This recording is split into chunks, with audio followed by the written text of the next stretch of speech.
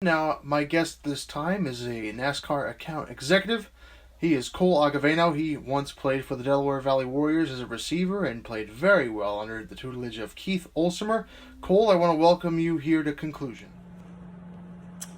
All right, thanks Clark for having me on the first episode of Conclusion. So you basically asked me like, hey, what do I do at NASCAR as an account executive? And it's a fancy term for sales professional. So what I do for the company of NASCAR is sell all 12 tracks that NASCAR owns and operates. We're based out of Daytona Beach, Florida. That's where the headquarters is located. We have about 50 folks, I'd say, on the sales staff, and we're all broken down into regional groups. My region focuses on Watkins, Glen, Martinsville, Richmond, and Darlington.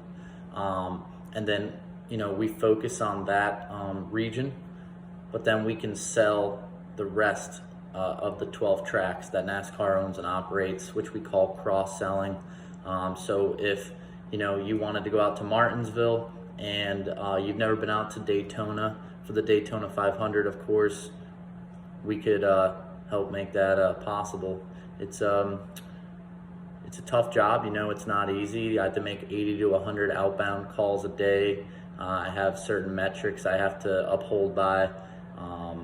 But basically, I just get folks out to races and help service and sell their account and answer any questions that they may have, and generate revenue for the company. And so there's a little bit of everything involved with that. A little bit of accounting, I'd say, a little bit of math, a little bit of product knowledge, to say the least, because of all the tracks that we have. So and we can sell anything from camping to grandstand tickets to hospitality, suites, everything under the sun inventory wise, we can sell it. So it's a fast-paced but exciting and challenging job. So that's really what an account executive for NASCAR does. All right, Cole, the next question is this. Recently, NASCAR had banned the Confederate flag. Now, there may have been some backlash from some folk, but not many. What was the thought process behind that? Okay, so the next question obviously here is about the Confederate flag. Look, it's pretty simple. NASCAR decided that they didn't want that there at any of their venues or properties or anything like that moving forward. I stand behind that decision. I agree with it. We just simply want everybody to feel comfortable at the races and have a good time.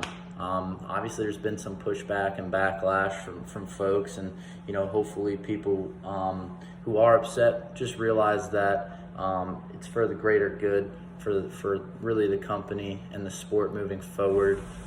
We really want to focus on having a positive experience for everybody, really. So I'm just going to refer back to the mission statement that NASCAR put out, and hopefully we can see everybody out there enjoying the race. Lastly, Cole, I want to talk about your background a little bit, because we both were in the same locker room of Delaware Valley.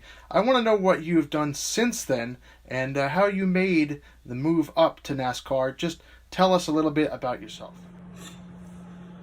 So yeah, the next question is basically how Clark and I were, obviously, like he mentioned, in the same locker room there at Delaware Valley in Milford, Pennsylvania.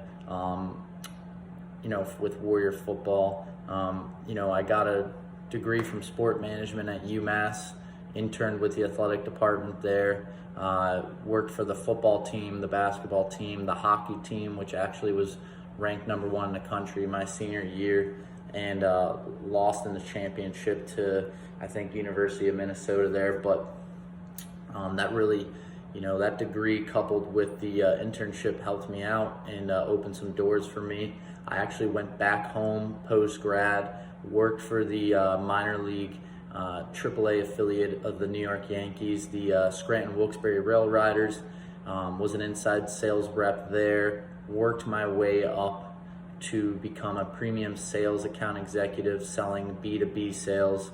And learned a lot, and then had an opportunity to, with a little bit of luck and just timing, get down here to NASCAR. And it's been a great journey ever since. Obviously don't play football anymore, but I like to surf and work out down here in Daytona Beach, Florida. And I just want to say thank you, Clark, for having me on your show here.